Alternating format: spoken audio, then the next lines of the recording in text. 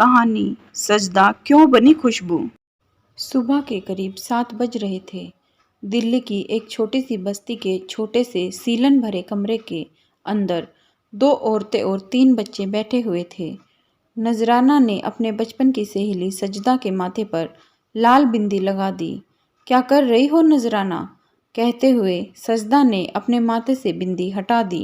नजराना ने दोबारा बिंदी सजदा के माथे पर लगाई और कहा, अब तुम सजदा नहीं खुशबू हो, समझी? सजदा ने मुंह दूसरी तरफ फेर लिया। नजराना ने अपनी बातों में सख्ती लाते हुए कहा, यहाँ आई ही क्यों फिर? वहीं पड़ी रहती भूखी। पता नहीं कैसे कैसे तुम्हें वहां से लाए और अब तुम्हारे नखरे। दरअसल नजराना और सजदा भारत बांग्लादेश बॉर्डर पर बसे एक छोटे से गांव से थी। उनका आधा गांव नदी के उस पार बांग्लादेश और आधा इस पार भारत में था। हर साल उनके गांव में नदी उफान पर आती और खेती घर बार सब तबाह करके चली जाती। इन सब से सजदा का परिवार परेशान हो चुका था। नजराना सजदा के बचपन की सहेली थी और 14 साल पहले उसका परिवार दिल्ली शहर में आकर बस गया था। वहीं के एक लड़के से उसकी शादी भी हो गई थी। ये कुफ्र है, सजदा और कुछ कहती इससे पहले ही नजराना ने उसके तीनों नन्हे बच्चों की तरफ उंगली से इशारा किया, या तो इनको पाल लो या फिर मार दो, और उसके माथे पर जबरदस्ती बिंदी चिपका दी। मन ही मन तौबा करती सजदा के ठीक सामने उसके तीनों बच्चे झूठ मूठ खाना खाने का खेल खेल रहे थे। सबसे छोटे बेटे ने माँ की तरफ अपनी छोटी सी खाली मुट्ठी बढ़ा दी और बोला, खाओ। सजदा ने ना में सर हिला दिया। ना, तुम खाओ, और अपनी आंखों में आए आंसुओं को पोंछकर उस बड़ी सी लाल बिंदी को छुआ। कमरे से बाहर बैठे अपने छोटे भाई के हाथ में 30 रुपए रख बच्चों को कुछ खाने का लाने और ख्याल रखने के लिए बोलकर सजदा नजराना के साथ इलाके की सबसे पॉश कॉलोनी की तरफ निकल पड़ी। नमस्कार दीदी। नजराना ने अपनी आवाज़ को शहद की तरह मीठी करते हुए मिसेस शर्मा से कहा। अरे अब आ रही हो सुमन? जब सारा काम मैंने खुद कर लिया, मिसेस शर्मा ने गुस्से में कहा। नजराना ने तुरंत सजदा की तरफ इशारा करते हुए कहा, अरे दीदी, मुझे तो आपका ही ख्याल रहता है, इसीलिए आज इसे लेकर आई। कुछ ही मिनटों में नजराना उर्फ सुमन ने मिसेस शर्मा को 3-4 महीने के लिए अपने गांव जाने और सजदा उर्फ खुशबू सिंह की दुख भरी दास्तां सुना दी, और यह भी बता दिया कि खुशबू को हिंदी कम आती है पर समझ सब लेती है। अब मेरी जगह पर खुशबू काम करेगी दीदी। मिसेस शर्मा ने खुशबू की तरफ तीखी नज़रों से देखा। सांवली पतली सी खुशबू पर सताई औरत की कहानी पूरी फिट बैठ रही थी, जिसमें खुशबू का एक शराबी पति था जो उसे आए दिन मारता रहता था और खर्चे के लिए पैसे भी ना देता था। यह देखो दीदी, खुशबू के शरीर पर चोट के निशान, शायद आपको भरोसा ना होता होगा। सुमन ने खुशबू की बाह उठाकर जख्म दिखाया, जबकि यह निशान खुशबू को तब लगा था जब वह भारत बांग्लादेश बॉर्डर चोरी छुपे पार कर रही थी। जब इसी जख्म की दवाई लेने उसका पति डिस्पेंसरी गया तो कभी वापस लौट कर ही ना आया। घर में बच गए सिर्फ सजदा उर्फ खुशबू, उसके 3 बच्चे और भाई रईस, जो किसी तरह ट्रेन में धक्के खाते खाते दिल्ली नजराना तक आ पहुंचे। नजराना भी उनके आते ही उनके लिए एक अच्छे काम की तलाश में जुट गई थी। आज उसी जख्म को देखकर मिसेस शर्मा की तीखी आंखों में भी नरमी उतर आई थी। मिसेस शर्मा ने कहा, चलो यह भी अच्छा है कि तुम बामन हो। वैसे सच कहूँ तो मुझे तो जात पात से कोई मतलब नहीं, पर अम्मा मेरी सास थोड़े पुराने जमाने की औरत है, और यह भी अच्छा है कि तुम अपने पति को छोड़ आई। ऐसे राक्षस के पास रहने का क्या फ़ायदा। ठीक है, तुम कल से काम पर आ जाना, मगर आते टाइम अपना आईडी लेते हुए आना। ठीक है दीदी, कहकर दोनों चल पड़ी। घर पहुंचते ही सजदा उर्फ खुशबू नजराना से बोली, तुम साफ साफ झूठ कैसे बोल गई? मेरी तो जान हलक में आ गई थी, और यह आईडी यह कहाँ से आएगी? सब सीख जाओगी, बस बच्चों की तरफ देखो ज़रा। अब यही सच है, अब जीना यहीं और मरना भी यहीं।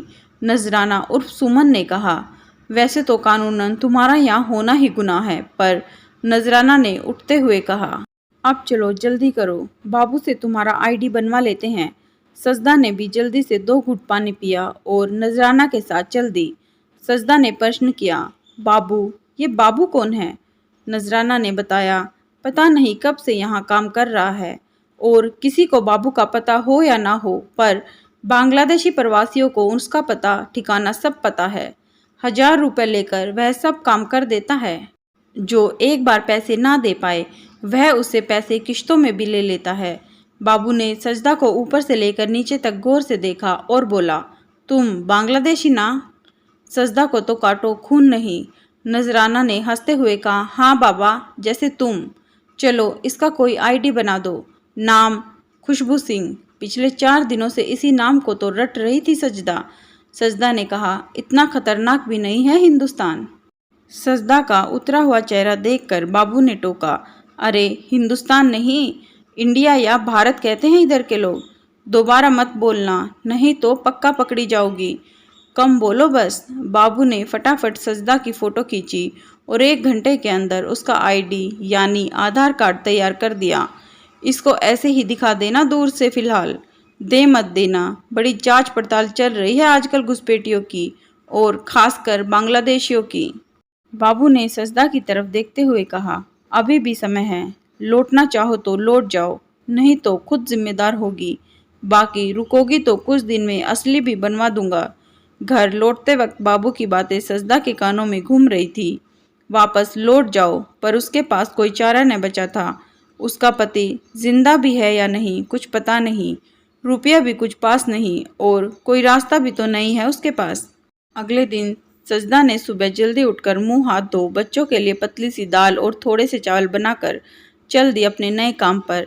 मिसेस शर्मा की कोठी पर पहुंचते ही सजदा ने कहा, दीदी आधार कार्ड। मगर मिसेस शर्मा कहीं जाने की जल्दी में थी।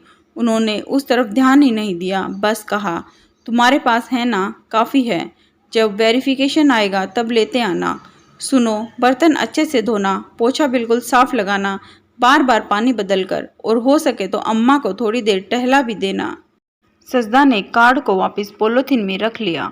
अब वह निश्चित हो चुकी थी कि अब आधार कार्ड का झंझट खत्म, और वह किचन में जाकर बर्तन साफ करने लगी। मगर मिसेस शर्मा ने पीछे से आवाज लगाई। सजदा मन ही मन घबरा गई। क्या दीदी वापस अंदर आ रही हैं? कहीं नजदीक से देखना तो नहीं चाह रही? बाबू कुछ नए कानून का कह रहा था। हिंदुस्तान का नया कानून है कुछ। सजदा का दिमाग सन हो गया। सजदा ने मन ही मन दुआ पढ़नी शुरू कर दी।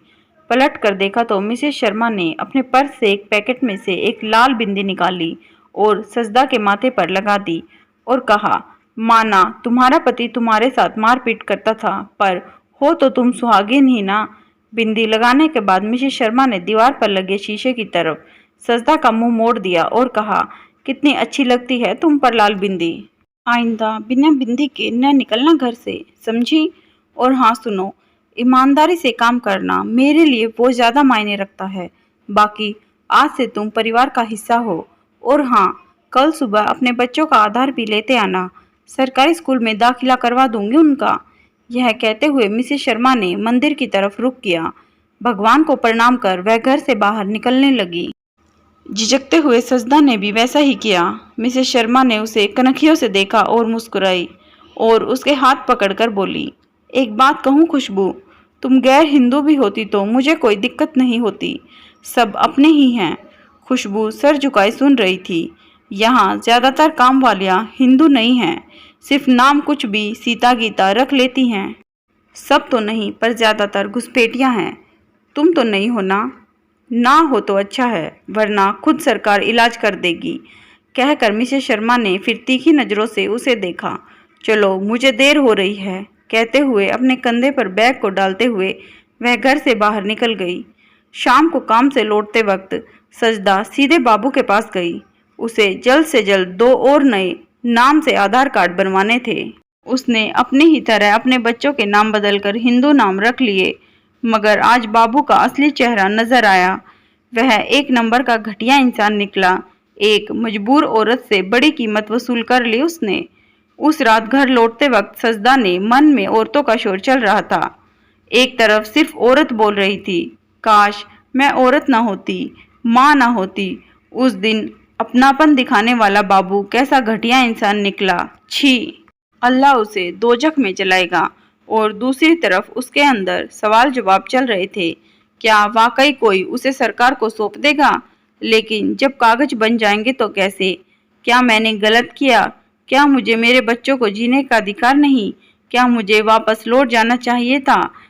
नहीं, इतना सब जो हो गया, अब हिंदुस्तान ही हमारा देश है। कागज हो जाएंगे तो हम भी हिंदुस्तानी हो जाएंगे, फिर कोई डर नहीं। देखते ही देखते 6 महीने बीत गए। सजदा के सारे कागज तैयार हो चुके थे, खुशबू के नाम से। बच्चे भी सरकारी स्कूल में पढ़ रहे थे। बापू की करतूत जानकर नजराना ने लड़ झगड़ कर उसके बच्चों का आधार कार्ड और सबका मतदाता पहचान पत्र तैयार करवा लिया। वो कुछ दिनों के बाद सजदा की शादी अपने भाई से करवा दी। अब वह और उसके बच्चे हिंदुस्तान के नागरिक बन गए। आज फिर उसी दिल्ली की छोटी सी बस्ती के छोटे से सीलन भरे कमरे में औरतें इकट्ठा हो रही हैं। नए शीशे के सामने खड़ी बन संवर रही हैं। आज सजदा ने किसी और की तरफ बिंदियों का डब्बा बढ़ाते हुए कहा, ये लो, लगा लो। ये क्या है सजदा? सजदा नहीं, मुझे यहाँ सब खुशबू ही कहते हैं। खैर, यहाँ काम करना है तो तुम बिंदी को मोहर की तरह लगाने की आदत डाल लो, इससे चेहरा खूबसूरत लगता है। सजदा ने अपने माथे की बिंदी को बोहों के बीच में लगाते हुए कहा और तेजी से मिसेस शर्मा के घर चल दी। आज खुशबू, सुमन, गीता, सीता, बनी अपनी नकली पहचान के साथ मिसेस शर्मा और कॉलोनी की महिला मंडली अपनी अपनी काम वालियों के साथ सीएए के खिलाफ एक धरने में शामिल होने जा रही थी। यही वो नया कानून था जो बाबू सजदा को समझा रहा था। कहानी कैसी लगी हमें कमेंट के माध्यम से ज़रूर बताएं। कहानी पसंद आए तो लाइक करें, शेयर करें, चैनल को सब्सक्राइब करें, बेल आइकन दबाना ना भूलें, जिससे हमारी कहानियाँ सबसे पहले आप तक पहुँचे। धन्यवाद।